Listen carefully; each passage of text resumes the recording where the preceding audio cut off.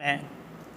کوئی داغ ہے، کوئی دھبا ہے، کوئی پھوڑا ہے، یا چہرے پر کوئی چھائیاں ہیں، چہرے پر داغ ہیں،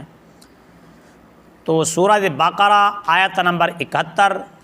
مسلمۃ لا شیۃ فیہا، اس آیت مبارکہ کو 41 مرتبہ پڑھ کر اگر کوئی آپ دوائی کھا رہے ہیں تو اس دوائی پر پھونک ماریں اور اس کو کھا لیں۔ اگر دوائی نہیں استعمال کر رہے، پانی پر دم کریں، پانی کو پئیں بھی صحیح اور اپنے جسم پر ملیں بھی صحیح۔ انشاءاللہ العزیز چند دنوں کے استعمال کے بعد وہ پھوڑا، دھبا،